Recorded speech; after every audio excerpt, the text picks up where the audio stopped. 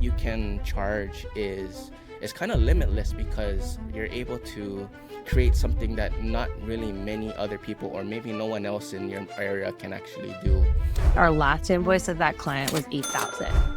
By the time they catch up to you, we're already doing the next thing. And I quickly decided, after having all the props in the first 3 months that I hated, that we are never going to do that. So the last thing you should be doing is standing there pushing the button as the owner. You should be.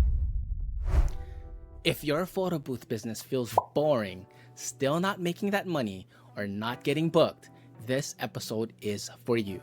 A lot of photo booth owners are getting occasional bookings, running events, and staying active, but still feel stuck, underpaid, and easily replaceable by their competition. In this episode, I'm talking with Laura Vance from Flash and Frame, a creative-led photo booth company known for turning simple booths into full-scale experiences clients actually remember and pay more for. We break down how boring photo booths can evolve into creative activations, how creativity builds trust, raise your price ceiling, and why the most profitable photo booth owners aren't chasing trends, they're designing intentional experiences. If you want to stop competing on price, feel confident with what you charge, and build a photo booth business that's creative, scalable, and sustainable, you'll want to watch this all the way through. Now let's get into it. Okay, Laura, can you explain Okay, let's go. what a modern and creative photo booth experience is today, and how it's different from the simple photo booths most people usually think about? Oh man. Like when I tell people, like, they're like, what do you do for work? And like, I own a photo booth company. And then they like look at me like, oh, that's nice. I'm like, no, like it's so much more than just the take a picture and be on your way. Realistically, like that, I often call myself a creative director more than anything, right? Is you're not just doing a basic photo booth. You're really like looking at brands and events and style, and, you know, taking all of the resources that, you know, with your Upwork capacity to like deliver an experience that makes people feel something. So it's like more than just a photo booth, right? I feel like the baseline of the photo booth is like looking at that photo or that video and then feeling like that time travel moment to going back to that when you look back at it years later. So like creating that, but then there's like a little magic. I call it the sauce on it. So yeah, it's like, it feels like every year unravels new tech, new capacities, new options, and it just keeps on evolving into all of these things that I never once imagined a photo booth would ever be. So yeah, but that's always my take on photo booth. It's just so much more expanded than snap the photo and take off, right? Yeah, for sure. Mhm. And so I'm already starting to imagine the projects and the things that you've been working on. For you, speaking to the photo booth owner who is just knocking out those events and not sure about creating those creative experiences. Mhm. For you, what do you feel are the biggest benefits or reasons to get into that creative photo booth experiences and exploring that? For you, like, why do you do it, and what are the benefits you think for them? Yeah, I mean, at the end of the day, I think I figured out right at the beginning. It took me a whole 3 months to realize that doing the oversized props and the signs that didn't make any sense, that was not my jam at all. So then immediately I really had to look inwards and think to myself, like, what really reflects who I am? I like style. I like things that look pretty. I like things that make sense. So I'm like, how do I make that reflect the things I believe in my business? For me, it just felt like it was such an easy transition. I mean, I look back to what I thought was cute and creative and beautiful 10 years ago. And what I think that looks like now is not cute and creative and beautiful, but I had to start somewhere. Taking that step out also gave me the opportunity just to allow myself some more freedom with my clients to offer them new services and build that trust and that relationship. So when it comes to, you know, we want to book a booth phone call, and they just start booking the same service over and over again, and it doesn't really change and it stays stagnant. What's making them stay booking with you when there's someone doing it cheaper? And for me, it was like, we're going to stay creative and stay on the edge and offer different ways to repackage a really basic photo booth into a really beautiful element of the event. And you're talking about increasing the trust and having people really want your brand over somebody else. How much you feel has your price points and your revenue increased because you went into the more creative area compared to like what a typical photo booth owner would be doing? Yeah, I mean, it has increased substantially. So our team, I quite transparently live in a city and surrounding area that's 500,000 people. So in the grand scheme of volume events, how much money is even flowing through our city is not insane. We're not in a big metropolitan. So the fact that if there is a big gala or there is a big event, this is the money that is being spent in our city, and making sure that the things that are coming here for tourism, economic tourism, is really highlighted, showcased, making sure people come back. But making sure that I stand out was just so important with like building that trust and that faith, so our clients aren't shopping around for something that's a cheaper alternative. And, you know, it takes time. I think it takes time, takes relationship building. Sometimes it took me offering, I know that there's like quite a few people that speak to this, is like, don't work for free, but it's like, there's a difference between getting paid to work and then elevating to like give your client a look into the room, right? Like give them a bit of a visual representation of what you are capable of, even if the money isn't quite on the table. And what's paid off in dividends over the years is by every glimpse into our capacity, our clients just continue to say yes and build that trust. And then it's increased our revenue year after year with experiences. So yeah, it's great. Yeah, I love that. And I'm also a big fan of being able to provide more value and just really doing the best with the leads that you have. Because I'm also in an area where it's not a huge metropolitan area, but then there's clients of all types, right? And clients of all different budgets. And so I'm definitely on the same camp where you want to be able to basically try to lean into those that are really wanting more specialized and creative experiences. One, because your services will be better, and two, the price points will be much higher. But to kind of really spell it out for the people that are listening, what I guess if you could, what is a case study or prior example that you've had where, you know, if you could even compare what a typical vanilla photo booth service would cost or how much you charged, and then what an example of a creative experience that you were able to work with the client and was able to get the price point up to this much. What are your thoughts on that? Yeah. So like Are you able to give us an example? Yeah, like I'm not going to use my client name, but I will give you a really transparent explanation of it. Someone hired us to do a photo booth, really plain and simply. It was $1,000 service. That's it. Like on the table, right? So the first year, it's the year we go in, we check out how everything is ran, how everything is operated. That's the year we're there to just do a really great job of everything we were hired to do. The years to follow, we've just sprinkled on more and shown more. At the end of the day, our last invoice of that client was $8,000.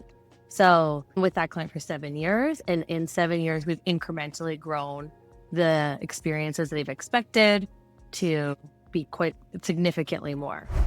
All right, check this out.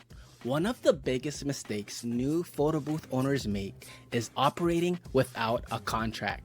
That leaves you open to complaints, unpaid payments, and headaches you don't need. To help, I'm giving you a free photo booth contract template you can start using right away. Just click the link in the description to get yours for free. Cancellations, no-shows, or clients changing terms, it all hurts your bottom line. So grab it for free now, down in the description below. Sorry, I don't think I necessarily answered it, but we start with like a basic photo booth. Sorry. And then we do like photo booth roaming photography 360. We're switching a 360 out this year for retro photo booths. It's like the old school mall one that we have rebuilt into the new tech. And then we do things with them with like step and repeat banners, different kind of graphics and media walls throughout the event. So there's a couple other moving parts that are now involved that we're in charge of, which is really cool. Yeah, definitely love that. And I definitely want to get into your actual activations and experiences and use cases. And just to clarify, Laura's talking about like at a minimum, maybe not a minimum, but typically like an 8 times revenue, like how much they're spending. And it's something that people need to understand, that when you are able to create these experiences, what you can charge is not limitless, because you're able to create something that not really many other people, or maybe no one else in your area, can actually do.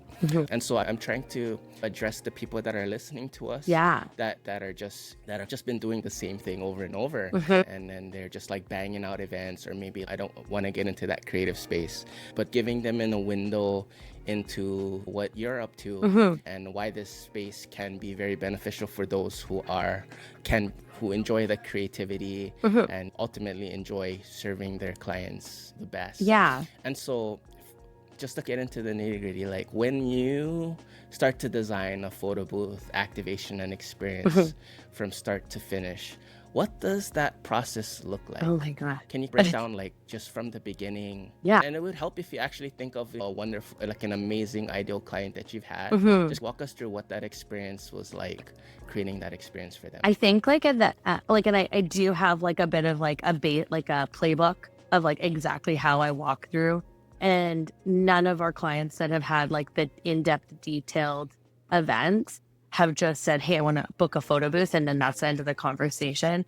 We have ongoing meetings where it's like a creative onboarding. So we're really talking to our clients about what their event looks like, what their motives are, what their guest count looks like, their overall flow, what they have for ideas for sponsors. We have done we've encompassed our sponsors' brand into a photo booth so beautifully. For example, housing awards, we had worked in a bathtub company, and we did a big, like a bathtub that people got into with balloon fixtures. So it looked like they were actually in a big bubble bath. But that was because the sponsor that was sponsoring that photo station was a bathing company, right? So we really like made that part of the gala fun and interactive, but then also a really great nod to that sponsor.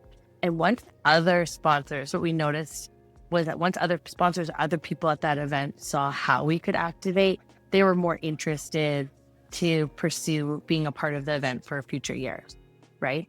So a lot of it is, figuring out your client, figuring out their plan for their design, if they work with any designers or anyone that's doing their room decor. We usually ask for their playbook of what they have planned, and then we work off of those creatives and really try and mirror it, because what we're not trying to do is compete with a different style that doesn't fit the vibe, right? So really like getting into those creatives. There's some parts that we lean in with, like it just late night and I'll be reading a book or watch something on TV or be out snowboarding, and then an idea will hit me, or I'll be on ChatGPT just throwing out ideas and creative thought, and it will evolve into something completely snowballed. The creativity is like all around, and it really just depends on the event style. But I do find that you can be inspired by so much that we're just faced with, and sometimes that time away from work allows me to kind of see new opportunities to bring the creative flair forward. Yeah, I love that for sure. Yeah, sorry, I got the squirrel brain. You talked about snowboarding. It was like, what? That's awesome. I'm from Hawaii, right? And so people ask me about surfing, and they get taken aback about the beach. Yeah, I went to the beach yesterday. I'm getting this vibe like from you, like snowboarding. Like it's like surfing. You get lost in it, right? Yeah. What I mean is so casual for you. I haven't gone snowboarding in 15 years or something, a long time. And so it's just kind of, no, it's crazy. No, for sure. I'm already like calculating in my mind, okay, when can I go see Laura? Oh man. It's just like it frees your mind, right? It's like sometimes when you're clenching onto an idea, you're like, how am I going to design this? I have all, like, sometimes it is very pressure felt. It's like someone is like, hey, here's our plan. What are you going to do? And then you're like, oh my God, what am I going to do with this? And my best creative work has always just come from just releasing all the pressure from that, kind of going out, getting in nature, getting some fresh air, being out with a friend, seeing something totally random. And then I just send myself a text message and like, hey, just remember this for later, because you'll be inspired by the things you're doing when you're not at work, and then be able to bring those forward. Yeah. Love Yeah. that. Love that. And I feel like a lot of people in the photo booth industry who have been around maybe a few years or maybe just getting started, but I would say even more so those who have been around for a while, they do find themselves in like they can find themselves in like a creative rut where it doesn't seem fun anymore. And again, trying to paint the picture for our audience here, that being able to be creative and creating these experiences and just giving yourself permission to do these things at your events and being able to market these things, right? It can be a creative outlet, just a way to like reinvigorate your business. So I definitely want to talk about that.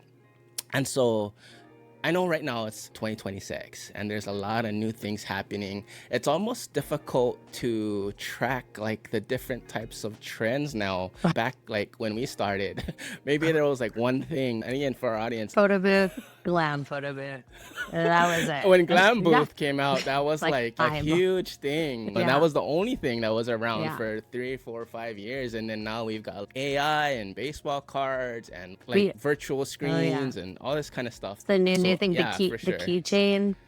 Like keychains are The keychain. trending right now, which like we're all set up, we're ready to go. I just got a bunch of the white leather straps. So it's like some of that stuff, it doesn't catch on right away. It takes a year or two. Oh, audio guest books, that like more things, right? Like it's just all these layers.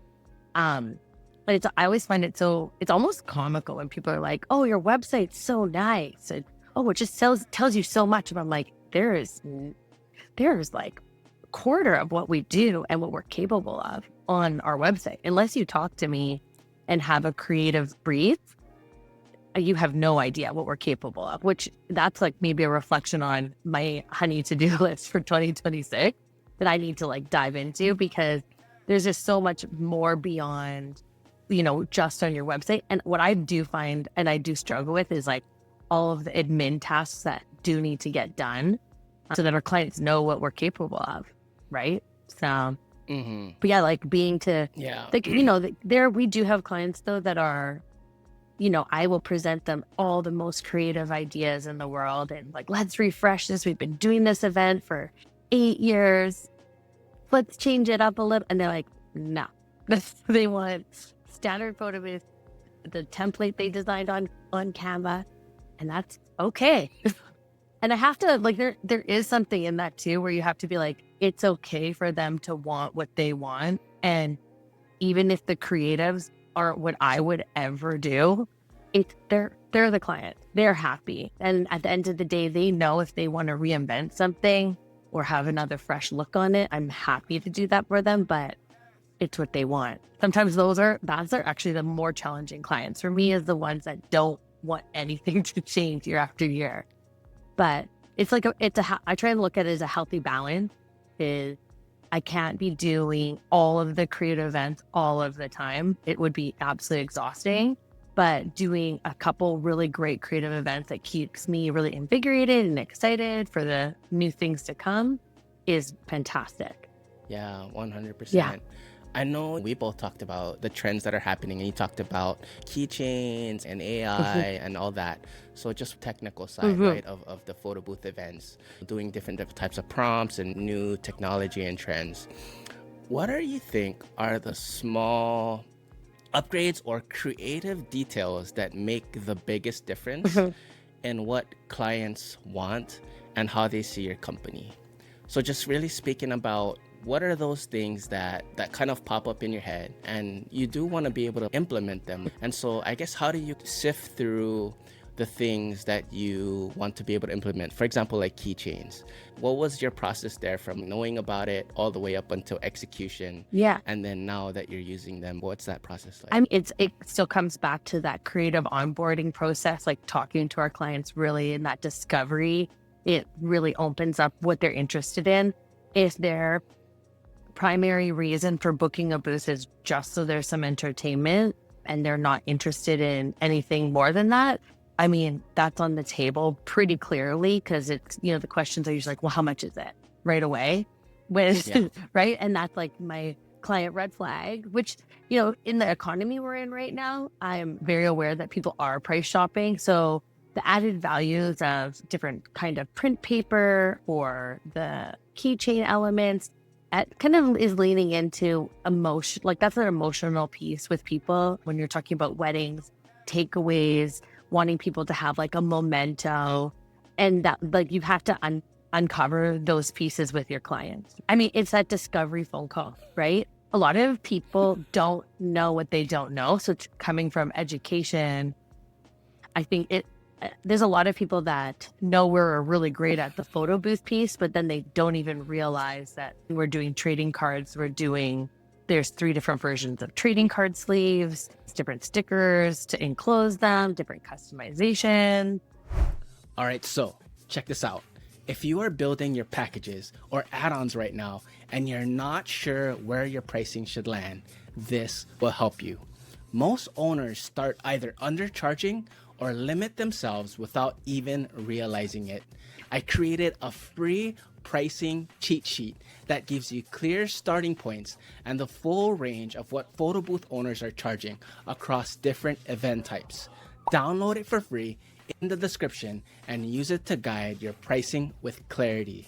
I do ask people very transparently if they have a known budget, because that also does tell you is like, are you chasing after business where there is potentially no money, or they do end up telling you if they're looking for sponsors. And then that does open up the door for you to present case studies on sponsoring a photo booth, which we have prepared for our client. So we have these case studies that are ready to send out with a proposal. So it really does help make their job getting funds for sponsoring events even stronger to get those higher end services. Yeah, when it comes to higher end services, and especially with more creative and not the typical experiences, I know a lot of owners struggle with confidence when pricing it, right? What advice do you have on valuing your creativity, your time, and your expertise so other owners can stop undercharging for their work? Because when we're talking about creative experiences, you're often doing things for the first time, or maybe you've only done it twice or 3 times because not everybody's asking for it. Yeah. And then the psychology is trying to figure out how to price for this and being able to charge. Ideally, like we want to be able to charge as much as we can to that the clients are still happy and willing to pay. How do you encourage people as far as, or what advice do you have as far as pricing your services? I mean, there's a couple key pieces, and I think some of this has come from just like experience and time, and speaks volumes on what our visual value is versus the sponsorship value, right? So if someone is able to sponsor for $10,000, a piece of an event or gala, the photo activation should be reflective of that value. And, you know, the price that pricing, there's a couple pieces obviously involved. There's obviously the physical installation and the ordering, and really just keeping track of those things. I think the first couple of times that you are diving into a custom activation, you need to pay attention to those pieces to see if you're on track for paying yourself for your time and supplies, right? I think there's a lot of time where people, even myself, I have sent out quotes. I'm like, oh, I think that's just, it might be the tipping point. And then they accept the proposal right away. So it's like, you know, you learn from those, because it's like, if they didn't even have to teeter on the price, that means you came in budget. I always try and do the good, better, best, like options. So clients have a range of opportunities to accept, from like an all-in standpoint of like, what is your dream as a creative person to put together for a client? What's your dream activation look like, and all of those creatives? And obviously all of your costs are covered, your time is covered. For even, you know, I think there's like a lot of pieces when you're first starting, you don't realize that looking a backdrop up to order online, that's your time and that's your creative energy. Putting together a visual mock-up on Canva or even ChatGPT or whatever, those are your time and your resources that you're implementing. You are the paid creative at that point. So trying to make sure you tally that time to make sure that you're in alignment for getting paid yourself. Those things aren't free and they shouldn't be given away for free. It sometimes takes a little ironing out of the kinks in the beginning. Like you were saying, doing things for the first time longer. And I feel like just finding suppliers and knowing, who to contact for future events is time consuming in itself. But once you have those relationships, it comes together quicker each time. Yeah. I love what you said about when clients seek you, you eventually become the paid creative, right? Your job to be able to create these experiences, and you should be able to be paid accordingly. Also, I love what you said too about having that good, better, best option. As simple as that sounds, a lot of people don't actually do that, or they don't even see that as a technique they can use to help the client book it. Yeah. But also you're making it simple for the clients to want to reserve. And just a couple of things too, when you're able to give clients a choice, having that good, better, best, when they choose that package, let's say they did the better, they now like psychologically own that price, meaning that it's not you giving them the price, it's now them choosing it, and they actually desire the price. Like they made that choice. It's no longer like a struggle of I don't know if they're gonna take it. More of their experience is, I'm so glad I chose this one. I'm getting flashbacks now because I'm actually trying to plan a trip to Japan with my family coming up in March. After PBX, I just want to chill out a bit. And I'm like trying to book these hotel stays. Yeah. And I'm seeing like $300, $500 a night, $100 a night. And so I'm picking and choosing, and I'm like, I don't want to spend a lot. I feel like we're not even going to be in the room. But then when I kind of landed on a price, I noticed subconsciously after I booked it, I was like super proud of it. Yeah. I was like, I'm so glad I chose this one. Yeah. And I feel like that what happens when you give your clients that option, for sure. Yeah. I think like a mental, no matter what, like obviously you're going to deliver, like in my mind, every event, we're going to deliver a great event, right? So no matter what they pick, and this is what I always emphasize to my clients is I'm going to send you a good, better, best option. So can we just hire you for 1 hour for this big event? I'm like, no, we don't do that, because we explain and we educate. It's a terrible experience for your guest. You have 300 people there. 1 hour will not be enough. This will look bad on us. This will look bad on you.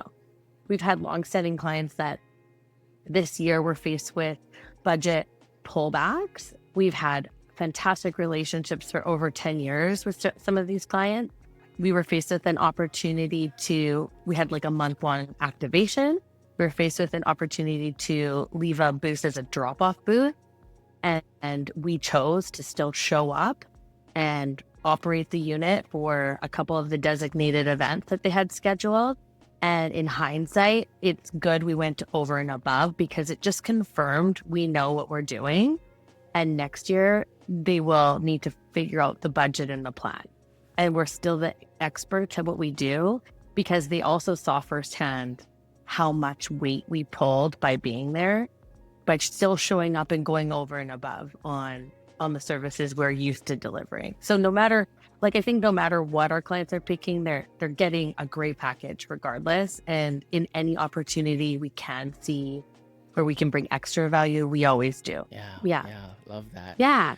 I do want to talk about your business and how your business kind of came to be able to do this for your clients. Okay. I know you started doing everything yourself, and now you lead and oversee a full team. I know we were just having conversations about how it was so nice to just be out and not having to worry about your business.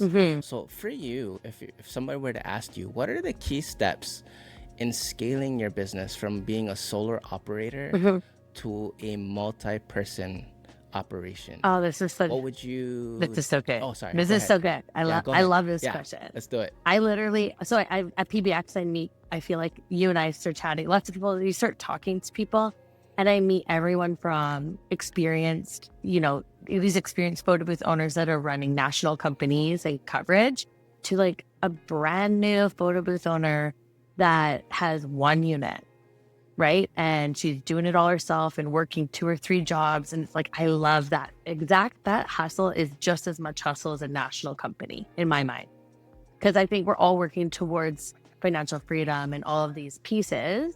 So I've actually taken on a couple people over the years as like one-on-one coaching and just someone that they can spitball ideas just to help them grow, like what took me 10 years to get to, that they can hopefully overnight some of those pieces without as many errors. So one of like the main things that I always advise is immediately, even if you bought your photo booth yesterday, hire somebody.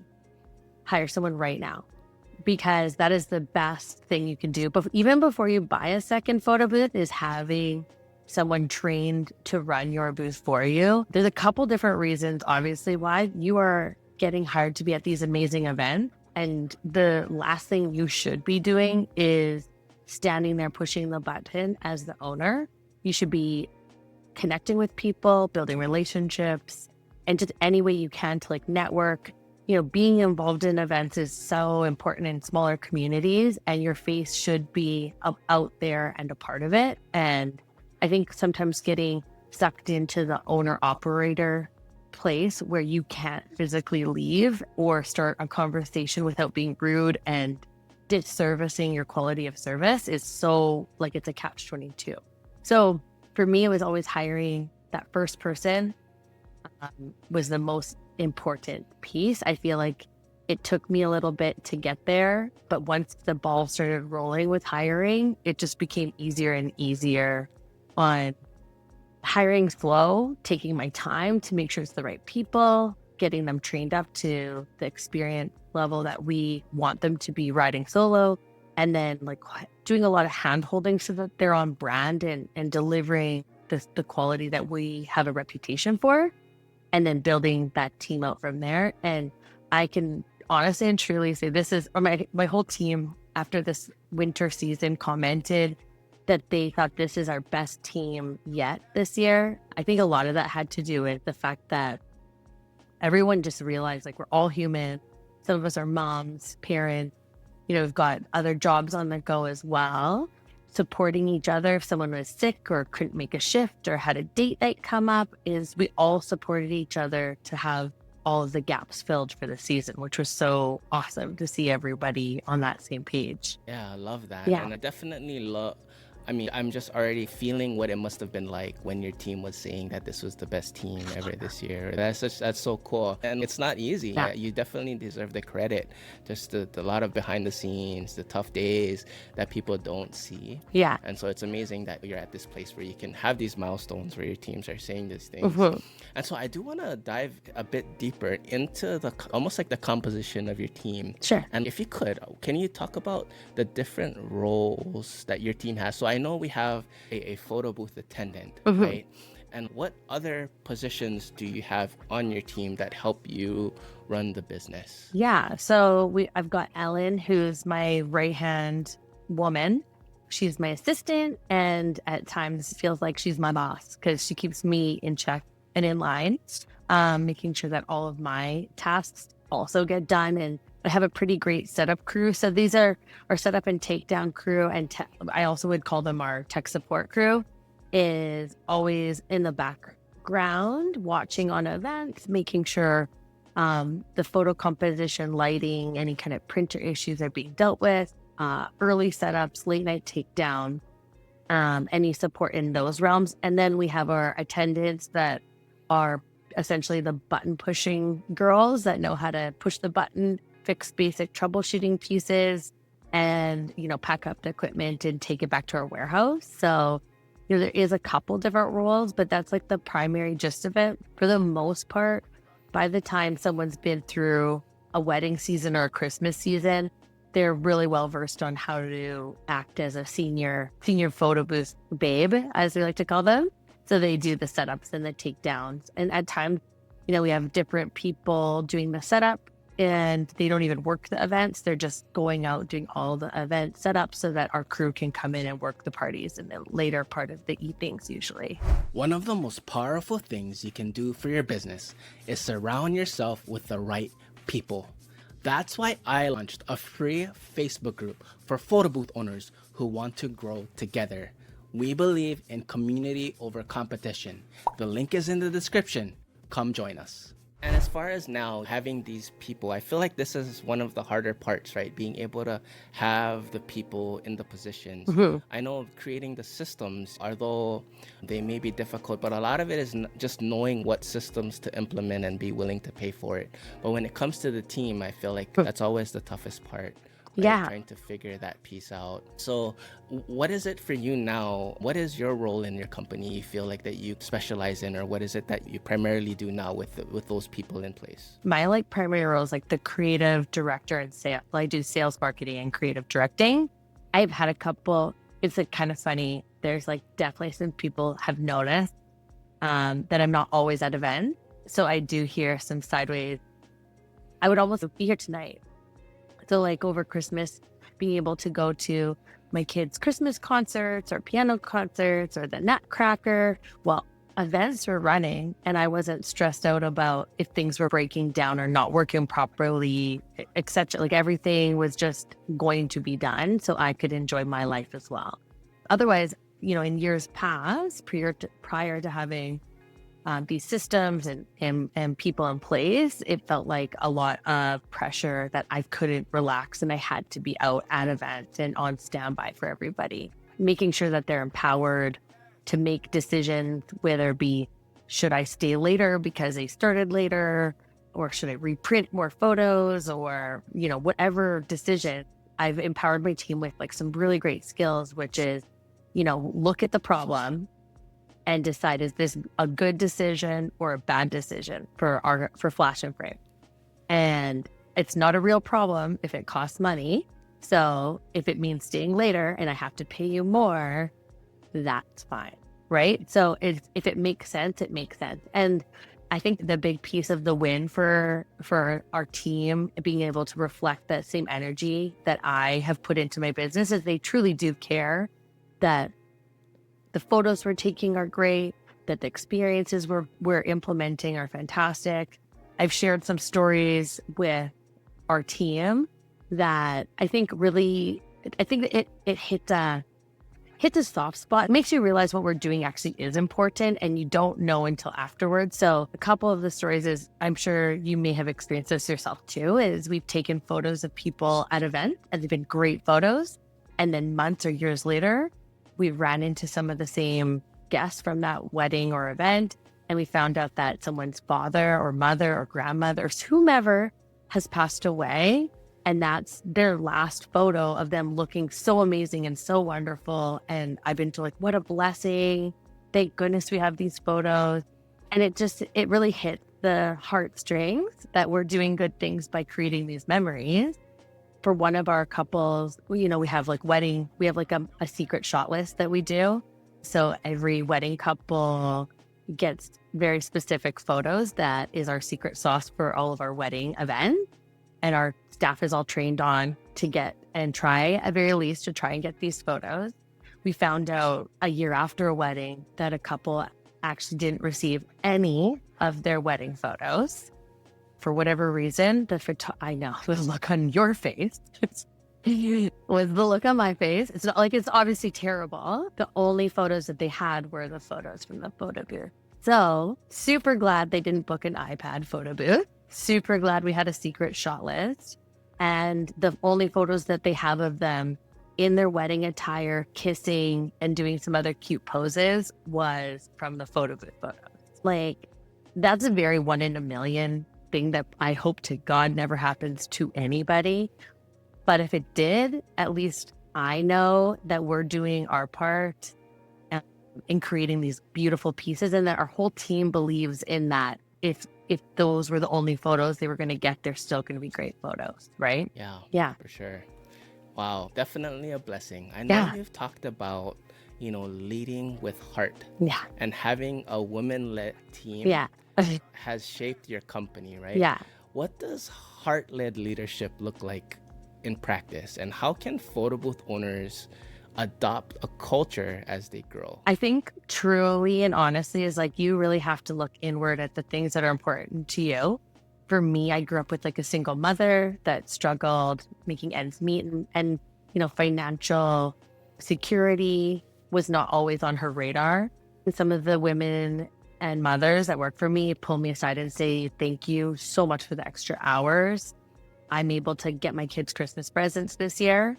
Is like heart-wrenching to make sure that we keep on that reputation in the business moving forward, to like empower women to do great things for their kids or their families. And leading with that kind of culture just means there's times where I take on bookings where we aren't making a huge profit margin. It's not an $8,000 booking. It's a very low budget booking, but I know I'm paying my taxes. I'm covering my bare costs. Someone's getting paid a paycheck.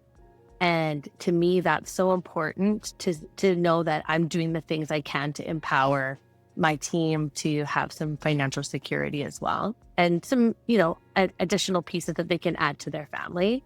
Leading with heart in so many ways. I mean, we have been involved with events. One of 2025 that we were involved with and have been involved with for years was the Hospice Association.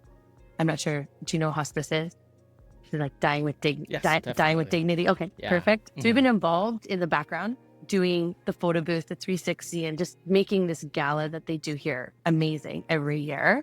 And one of our teammates went through loss. She was pregnant with twins and lost one during her pregnancy. And it was a very hard moment for her. She's actually one of my very long-standing photo booth babes that's been with us for 8 years.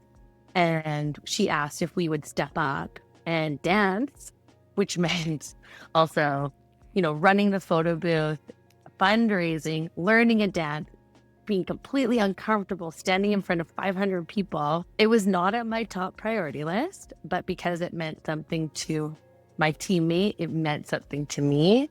And we did come in first place. So that ended up going really well. And that just like that solidifies that culture that like we're here for each other, we're supporting each other. Even though I don't always love going out to events, if someone's ever sick or in need or can't pull their weight for whatever reason, I'm there to support my team in making sure everything comes together and give them the relief they need at times too. So it really comes down to like, what would I want from like a workplace and a work culture? I've been a part of toxic work cultures and terrible work cultures, and trying to make sure I implement a change that the expectation for a better workplace is already just like a preset thing, that it should just be very easy and natural to be respected and being kind to each other. It's just to be a base language for everyone in a workplace of any kind. Being kind and having that strong relationship and culture is one of the biggest unlocks when you get to a place where you're starting to scale and have a team. Yeah. I know a lot of owners, a lot of the students that I talk to and that I have, a lot of the complaints they have are not finding good help or having their attendants leave and not stay around, or just finding the right people. And for me, just exactly what you said, people don't stay because they get paid. People stay because of the culture. Yeah. And just to put it plainly for people, culture means the way things are done here. They might have a horrible living situation, but when they come and work for your company, they know they're in a different place. Yeah. And that's really why people stay. Like a lot of our team, I don't struggle too much with our team because they're around for 4, 5, 6 years. Yeah. Because I treat them like they're the most amazing teammate in the world, and they are. Yeah. I'm not lying to them, but sometimes when people first start out or get jaded by this business, they can see them as just like people who I just need to pay them and they better do their job type of thing. And that's totally not the right way to go about it. Yeah. So love that. And just hearing your experiences, having that dance competition. And I follow you on social media and so does my wife. So she's, yo, check out Laura. And I'm like, yo, this is cool. If you want to stand out from every other photo booth company in your area, your visuals online have to do the talking. That's why I created ready-to-use marketing photos and cinematic promo videos designed to make your brand look premium online. Whether you run a modern open air printing booth, a 360 booth, or even a wedding glamour booth, these marketing photos and videos will help you look professional and attract higher end clients even when you're just starting out. Click the link below to buy you yours and transform your brand today. I have like the Laura aura, right? It's like a positive energy effect. Laura aura. Yeah, the Laura wow. aura. So it's like all the Sure. you know, I feel like you have known me a very long time now, so you know the Laura aura exists. But like being a part of dance has been so amazing because now that, you know, that dance part is over, we're still part of hospice for their gala and their event, but I'm still involved with dance. And the dance instructor that volunteered her time to teach us and brought us to our winning placement, I'm paying to be part of her dance company. She's also come back and hired us to do the photo booth. In turn, we're doing photos and more relationship building. It's just seeing the empowerment in the community has been so amazing. And then Anna, our dance instructor from that owns the dance studio, she also does like special needs dance classes and just seeing that like it's not just one person being a good person. It's everyone that you're connected to making those active choices to change our community into a positive space. It's so empowering just to be around that and see that you're not the only person. And maybe, you know, like just collectively as a community, if we all just worked a little harder on being good people and doing good things, that the whole world looks like a lot brighter and better, right? So I always do, I like also do ask, I just sent out the message to our team. We said, if there's any events that, you know, strike a chord for you or don't have enough attention, need more eyes on them, you want me to connect to, reach out to, shoot me a DM, because I'm happy to, you know, support the causes that get other people excited. If it's an animal rescue center or a child advocacy place, it's like, how can we make our community better with the things that get my team excited to be there? Then they're excited about the things that they care about. They're showing up to those events with all the energy to like bring it to the next level also, right? It's good. You know. For sure. I feel like that's also a role that we have. It's like their cheerleader, just really supporting the things that excite them and giving them those opportunities. And that was what makes them love working and doing the thing for our companies. And I kind of want to bring it back to the photo booth experience. And I know we talked about just like the creative evolution in 2026, just because there's just been a lot going on, right? A lot going on, keychains, AI. And what's cool is if you want to check it all out, guys, you can go to PBX in Las Vegas. Just really, and again, me and Laura, we hang out there. So definitely check that out. But for you, what trends or shifts do you think photo booth owners need to pay attention to in 2026 and moving forward? I mean, I think the trends, like the AI, we're seeing lots of AI generated images that people are doing as like the trend, like use the candy cane trend where everyone did like the pink candy cane thing or whatever, right? People are loving it. So if you're not leaning in or not learning about that new tech, you're going to definitely be falling behind or falling short because someone else will be. I think I said this when ChatGPT first came out. I said, if you're not using it, you're going to fall behind. So even if it's a learning curve, even if you're not great at it, that's totally fine. You're allowed to not be great at things at the very beginning, but the more you immerse yourself into it, offer it as an added value service or a promotional piece to an event that you love, you'll see the payback in that is in dividends between your staff getting excited, you getting excited, the guests getting excited, sharing those pieces, building that brand reputation that you're doing new things. I think is so important. I think that the pieces that we've seen with like the keychains, the trading cards, I think those are here to stay because people want more than just the photo booth, photo takeaway. I think the AI piece, people are liking the entertainment value that brings to the table as well. I don't think that's going away. I think anyone that's new or questioning what's my next move for 2026, I definitely think that if they're teetering on what should I learn, because there's so many opportunities to learn so much, I think that's one piece that can be multifaceted for a number of events. It's just a matter of figuring out how you want to implement that. Yeah. Yeah. Love What do you that. That's think? Do you true. think it's AI? I agree with you. I feel AI just I feel like it just can't be ignored because it is moving quickly and there is demand. And I don't know if there's demand in every market. You'll have to do your own research. But it is something that you want to have a pulse on. I feel like the people that get left behind are those who don't have a pulse. Just think about Blockbuster. And if you don't know what Blockbuster is and you're like a Gen Z, the reason is they got left behind by Netflix. Okay, Yeah. they didn't adapt, and so you always want to try to have your finger on the pulse of what's going Yeah. on. AI is one of them. Keychains are just sensational right now, and I personally, I mean, back when there's trends, just because I just know that there's like whiplash going on when you're trying to chase after trends and like doing this and doing that, and there's a lot of effort and it can take away from growing your business and scaling and things like that, putting too much effort into new trends that may not materialize. But I feel like for me, if you were to ask my opinion, I do feel keychains are gonna be here to stay for a little while, only because I'm a big fan of prints. Maybe it's just the millennial in me. Me too.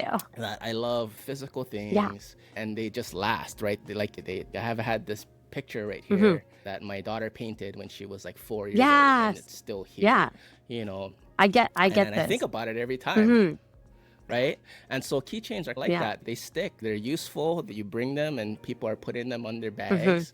And so even if it's still a trend, I feel like it's still something that people will keep. Yeah. That's a deadly combination when you have something that's awesome, but actually really functional. Yeah.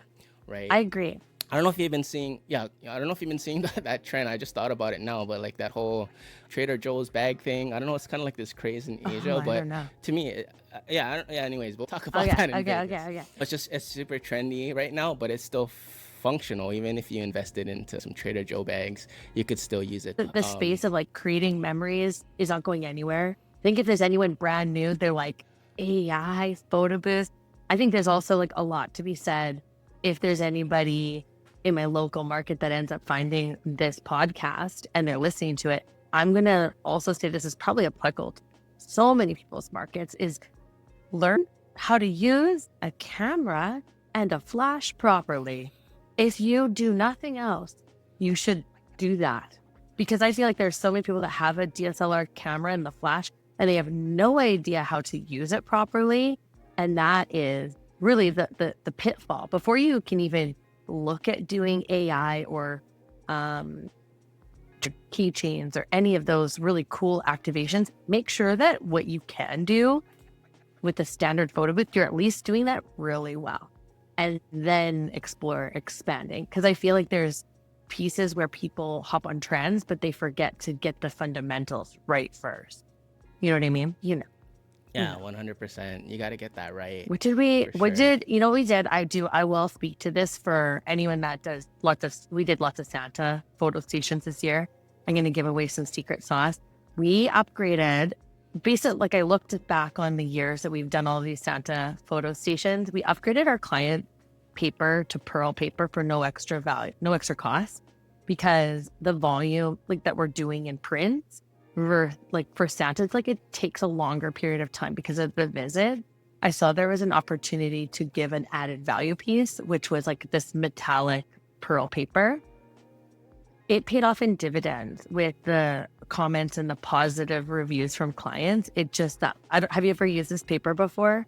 The pearl paper? Yeah, for sure. It's absolutely stunning and such a affordable upgrade to give to some of our clients that have been long-standing clients, and they're just always happy to pay the price that the price is on our booths for these activations. And upgrading the paper was such a great piece that we got so much feedback and more solidification with our reputation that we really know what we're doing, right? So if anyone's like looking for how can I change things up without going crazy, even taking a look at upgrading paper for certain events is such a simple, easy, and beautiful way to bring something higher level to the table. Yeah, for sure. Trying to be our audience advocate. When it comes to like upgrades, like specifically the premium pearl paper or the luxury paper, how do you begin to ask for the upgrade? At what point do you begin to offer or ask them for it? I mean, so we do have like the good, better, best options that are presented in the situations where it's like a Santa photo station. We're offering a standard photo booth with our standard 8x8 and standard prints. Our better version would be our curved backdrop, and our best would be our curved backdrop and the pearl prints. So it's just like moving the good, better, best. And then my hardest part with the sale of the print paper is you don't know until you see it. Physically showing our clients, I've actually had to do mail outs or physical walkthroughs with clients and show them this is what a standard print looks like and this is what the pearl paper looks like. And the second they see it side by side, they are mind blown. There's no going back now, right? So those are like those pieces where I think you need time and resources, and without Ellen helping me with the administrative side, I wouldn't have those time and resources to have those meetings or have those mail outs happen. So it's kind of you got to hire the people. You got to have people working in your business while you're working on your business, right? The right way? Yeah, or on your business, in your business. I don't know. She's doing one thing and I'm doing something else always. So I checked my analytics, and yep, about 87% of you watching right now still aren't subscribed. What is going on? If you're serious about growing your photo booth business, hit that subscribe button and turn on the bell so you don't miss the next one. I know we've talked about in the past, and I know you also help other photo booth owners, kind of like me, where we coach them and we talk to them about little things with their business.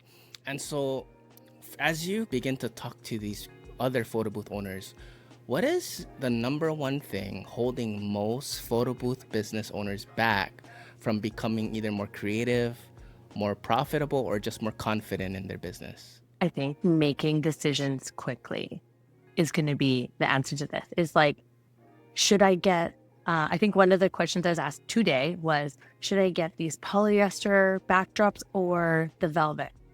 Velvet. Just decide. It doesn't matter. It basically doesn't matter. Whatever you're going to pick, just pick it and then do it and do it really well. Like, it doesn't matter. What backdrop, what prop should I order? Doesn't matter. Pick it, do it, move forward with it, own it. You're going to make mistakes. That's like the number one, is just understanding out of all the decisions you make them quickly and don't dwell on things. If you're humming and hawing, oh, should I order an audio guest book? Yeah, just do it. Should I try? Yep, try it. Just don't hum and haw. The faster you can move through these decision-making processes, the faster you'll get to the space you'll like owning for yourself, which is, I quickly decided after having all the props in the first 3 months that I hated, that we are never going to do that. So I got rid of all of the crap I didn't want. And just, it doesn't mean what I did was wrong. It just wasn't for me. And now I live in this space where it's like really created custom with our clients' brands in mind, and very intentional instead of a bunch of junk on a table. Right? So, but I had to make that decision, and I had to figure out by making the wrong decision first.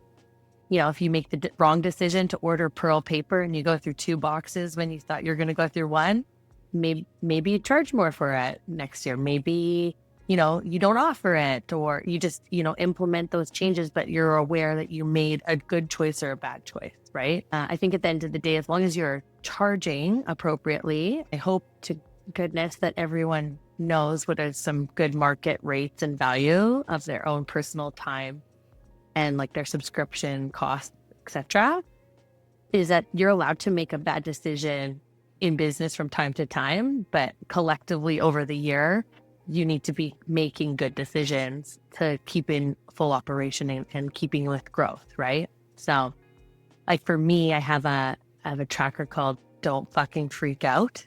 Because every January, I freak out that there is not a lot of money on the books.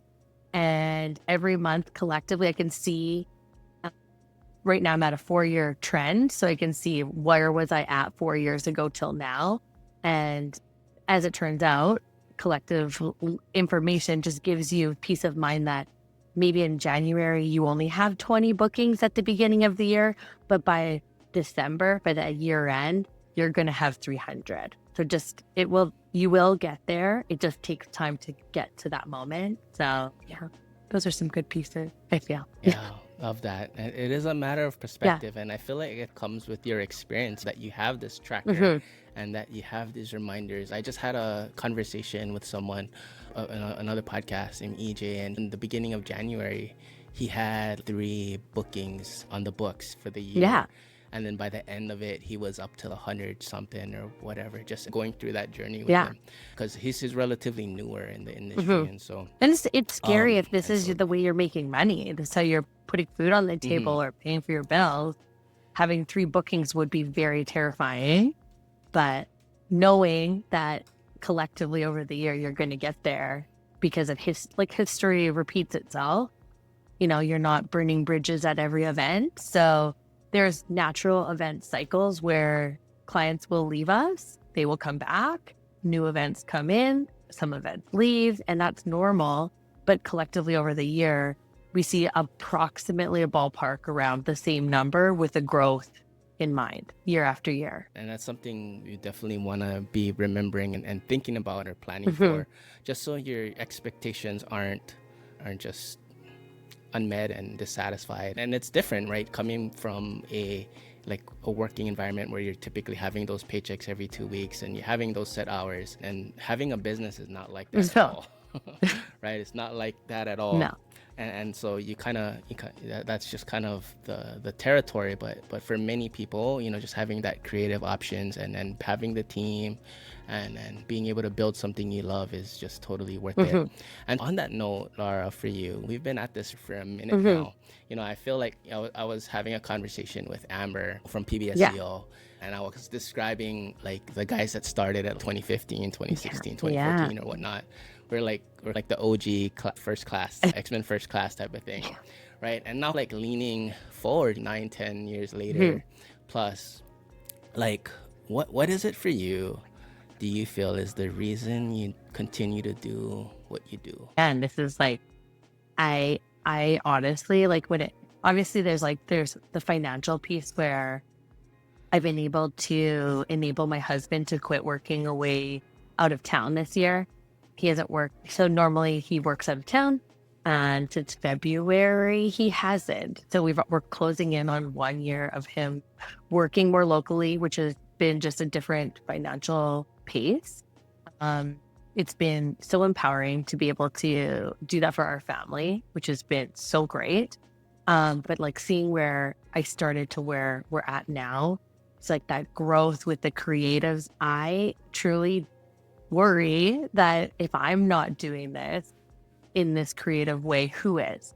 Because as of right now in my community, there's no one even close to the creative nature that we're at. We have people that are constantly copying us or stealing our material or trying to replicate what we're doing, which I learned a long time ago. By the time they catch up to you, we're already doing the next thing, and that's fine, right? So I'm always just like, I don't know, like I guess like the community focused part of me is like trying to make this world a happier, better place. Is who will shed light on these beautiful events, who will, you know, highlight these amazing donors and people that are supporting different nonprofits and galas and organizations, who is going to create these wedding memories if we're not here, and is it a quality product or service? And the part of me when I say no, it's not like the comparable isn't great, that's encouraging to me to always do better and very possibly foster other people in the industry, in my competitive market,